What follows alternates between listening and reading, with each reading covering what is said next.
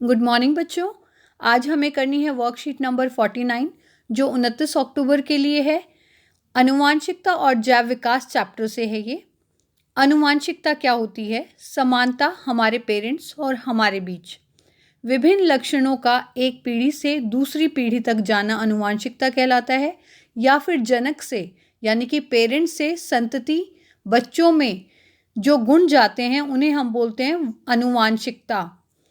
विभिन्नता, एक ही स्पीसीज के प्राणियों में जिन लक्षणों के बीच अंतर होता है, जो विभिन्नताएं होती हैं, उसे ही विभिन्नता कहा जाता है। यानी कि एक ही स्पीसीज के, एक ही जाति के जो प्राणी हैं उनके बीच का जो अंतर है उसे हम क्या बोलेंगे? विभिन्नता। आज हमें आनुवांशिकता और विभिन्नता किस तरह से एक पीढ़ी से दूसरी पीढ़ी तक जाती हैं यही पढ़ना है। सबसे पहले हम देखेंगे कि आनुवांशिकता यानी कि गुण जो हैं एक पीढ़ी से दूसरी पीढ़ी में किस कारण से जाते हैं और किसके द्वारा जाते हैं। यूकैरियोटिक कोशिकाएं हमें पता है क्या होती हैं? ऐसी कोशिकाएं जिसमें झिल्ली युक्त अंगक मिलते हैं उसे हम यूकैरियोटिक कोशिकाएं बोलते हैं, जिसमें केंद्रक भी झिल्ली युक्त होता है और भी बहुत सारे अंगक होते हैं जिनके चारों तरफ झिल्ली होती है। नाभिक गुणसूत्रों में आनुवांशिक सामग्री गुणसूत्र में मौजूद होती है।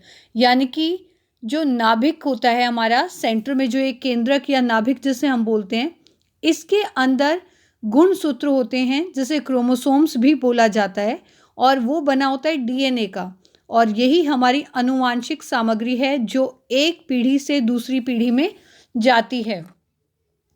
गुणसूत्र होते क्या हैं? क्रोमोसोम्स या गुणसूत्र धागे जैसी संरचना होती है जो आनुवांशिक जानकारी को एक पीढ़ी से दूसरी पीढ़ी तक लेकर जाती है।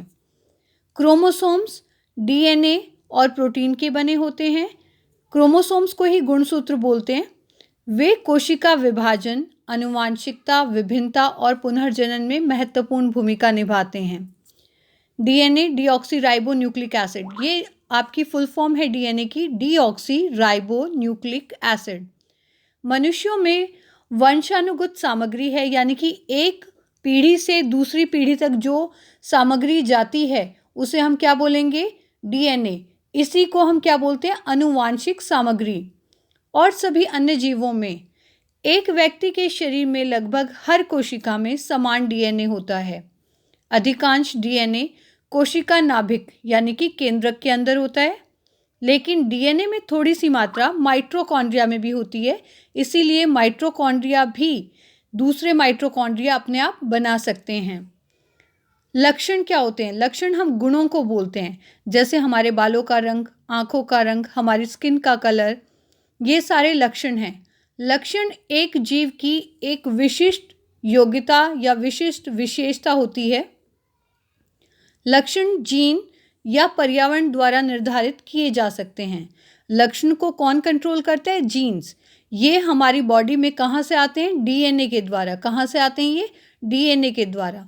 चलो इसे थोड़ा और समझते हैं। ये एक कोशिका है जिसके केंद्रक के अंदर, ये केंद्रक है, ये आपको धागे जैसी जो संरचना नजर आ रही है, ये संरचना है गुणसूत्र की। ये गुणसूत्र जब कोशिका का विभाजन होता है उस समय इस शेप में आ जाते हैं जिसे हम क्रोमोसोम्स बोलते हैं। और ये जो क्रोमोसोम्स हैं ये बने होते हैं जीन्स और डीएनए के। जीन्स क्या होते हैं? एक छोटा सा टुकड़ा होता है डीएनए का, और ये जो क्रोमोसोम्स हैं ये डीएनए के बने होते हैं। ये गुणसूत्र जो डीएनए के बने होते हैं, ये हमारी चेन है डीएनए की।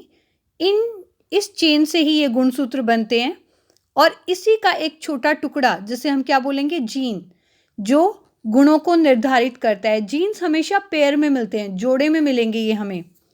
जीन आनुवांशिकता की बुनियादी और कार्यात्मक इकाई है।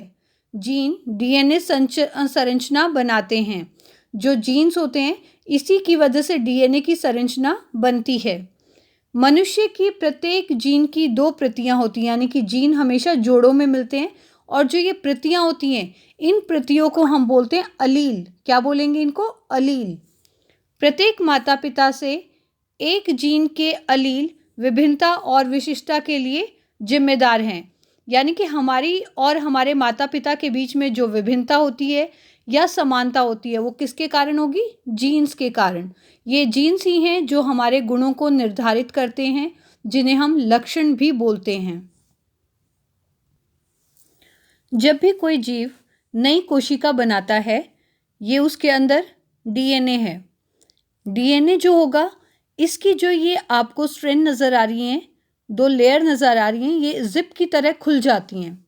ये अलग अलग हो गई। ये अपनी एक एक कॉपी बनाती हैं, प्रतिकृति जिसे हम बोलते हैं। लेकिन जब ये प्रतिकृति बनती है तो पहले वाली जो चेन थी उसमें और इसमें कुछ अंतर आ जाता है, जिसे हम बोलते हैं त्रुटियाँ। जैसे अगर मान लो आपको लिखना है एक पेज पर, तो आप अगर लिखेंगे तो हो सकता है कि हमसे कुछ गलतियां हो जाएं, जिसे हम बोलेंगे त्रुटियां। तो ये जो गलतियां हैं, इनकी वजह से ही जो नए जीव बनते हैं उनमें विभिन्नताएं आती हैं। ये जो त्रुटियां हैं, इनके कारण ही जीवों में चेंजेस आते हैं। अब यहाँ पर एक बैक्टीरिया का एग्जाम्पल लिया हुआ है, जिसे हम जीवाणु भी बोलते हैं। ये जीवाणु जो है अलैंगिक जनन करता है, यानी कि एक जीव से ही नए जीव उत्पन्न होंगे। अब ये जो अलैंगिक जनन होगा, एक जीवाणु से 2 जीवाणु बने, इनमें समानता बहुत सारी नज़र आ रही होगी आपकी। यहाँ पे कलर्स वगैरह से दिखाई हुई है समानता, या उसकी शेप है। यहाँ पर 2 रंगों में डिफरेंस दिखाया हुआ है। यहाँ रेड दिखाया हुआ है और ये ग्रीन, यानी कि एक जीवाणु से 2 संतति बनी और दोनों में कुछ विभिन्नताएं हैं और बाकी सारी ये समानताएं हैं। ठीक है। अब यहाँ फिर से अगर जनन होता है तो ये इन विभिन्नताओं को, ये जो फर्स्ट विभिन्नता है जो इसका ऊपर वाला हिस्सा रेड कलर का हुआ है, इन विभिन्नताओं को भी आगे वंशानुगत करता है, भेजता है, और साथ में कुछ और विभिन्नताएं भी आ जाती हैं। अगर हम एक चीज़ ध्यान दें, जितना पुराना गुण होगा, जैसे ये चेंज हुआ पहले, तो ये ज़्यादा जीवों में मिलेगा, और जितना नया गुण होगा, कोई नया विभिन्नता होगी, वो कम जीवों में या कम पॉपुलेशन में मिलेगा हमें। जैसे यहाँ पर भी ग्रीन अगर हो गए थे इसका ये नीचे वाला हिस्सा, तो यहाँ इस वाले जीवाणु में भी नीचे 2 ऐसे जीवाणु हैं जिनका नीचे वाला ये हिस्सा ग्रीन कलर का है। तो विभिन्नताएं और समानताएं शायद आपको समझ में आ गई होंगी, और ये भी पता चल गया होगा कि इसके लिए जिम्मेदार कौन है? गुणसूत्र। और गुणसूत्र में क्या चीज़ है जो नेक्स्ट जनरेशन में जाती है? वो है हमारी डीएनए। पूर्व पीढ़ी से वंशागति संतति को एक आधारिक शारीरिक अभिकल्प डिज़ाइन और कुछ विभिन्नताएं प्राप्त होती हैं। यानी कि पहले वाली पीढ़ी से नई पीढ़ी को, संतति को क्या चीज़ मिलती है? एक शारीरिक संकल्पना या उसका डिज़ाइन, और दूसरा कुछ विभिन्नताएं। पहले वाली जो पीढ़ी है उससे कुछ विभिन्नताएं भी हमें मिलती हैं, जैसे यहाँ पर ये विभिन्नताएं मिली। चित्र 1 में उस स्थिति को दर्शाया गया है जबकि केवल एकल जीव जनन करते हैं, यानी कि अलैंगिक जनन दिखाया हुआ है आपको। यदि एक जीवाणु विभाजित होता है तो परिणाम स्वरूप कितने जीवाणु पैदा होंगे? 2, और वो पुनः विभाजित होकर और जीवाणु उत्पन्न करते हैं, जिसमें बहुत सारी समानताएं होती हैं और कुछ अंतर होते हैं।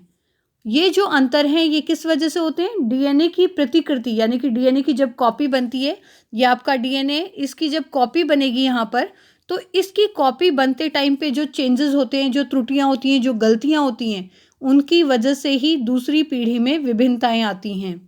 परंतु यदि लैंगिक जनन होता है तो विभिन्नताएं और बढ़ जाती हैं। उसका कारण क्या है? लैंगिक जनन जो होता है इसमें 2 विभिन्न जीव होते हैं जो भाग लेते हैं, और इन दोनों जीवों के गुण नई संतति में जाते हैं, जिसकी वजह से विभिन्नताएं बढ़ जाती हैं। क्या किसी स्पीसीज में इन सभी विभिन्नताओं के साथ अपने अस्तित्व में रहने की संभावना एक समान है? नहीं। हर एक जीव की जीवित रहने की संभावना विभिन्नताओं के साथ अलग अलग होती है। विभिन्नता के आधार पर विभिन्न जीवों को विभिन्न प्रकार के लाभ हो सकते हैं। उष्णता यानी कि गर्मी को सहन करने की क्षमता वाले जीवाणुओं को अधिक गर्मी से बचने की संभावना अधिक होती है। यानी कि अगर इनमें कुछ ऐसी त्रुटियां हो जाती हैं जिनकी वजह से वो ज़्यादा गर्मी में सहन कर सकते हैं, उससे ज़्यादा गर्मी में रह सकते हैं, तो जीवाणुओं को फ़ायदा होगा, क्योंकि तापमान तो लगातार बढ़ रहा है हमारी पृथ्वी का। तो यही सारा हमें इसमें पढ़ना है। अब एक बार क्वेश्चन और देख लेते हैं हमारी वर्कशीट के हम। क्वेश्चन बहुत सिंपल है आज की वर्कशीट के। सबसे पहले तो कुछ डेफिनेशंस हैं जो हमें करनी है। जैसे यहाँ दिया हुआ है, निम्नलिखित की परिभाषा लिखो। आनुवांशिकता की परिभाषा स्टार्टिंग में दी हुई है हमें, विभिन्नता की भी दी हुई है, क्रोमोसोम्स गुणसूत्र जो होते हैं वो मैंने अंडरलाइन किया हुआ था, लक्षण गुणों को बोलते हैं, जीन आनुवांशिक इकाई होती है, जीन आनुवांशिकता की बुनियादी और कार्यात्मक इकाई है, ये इसकी डेफिनेशन है। यदि एक लक्षण ए अलैंगिक प्रजनन वाली समष्टि के 10% सदस्यों में पाया जाता है तथा लक्षण बी 60% जीवों में पाया जाता है, तो कौन सा लक्षण पहले उत्पन्न हुआ होगा? ऑब्वियसली जो ज़्यादा जीवों में है वो लक्षण पहले उत्पन्न हुआ होगा, तो लक्षण बी जो है वो पहले उत्पन्न हुआ होगा। ठीक है।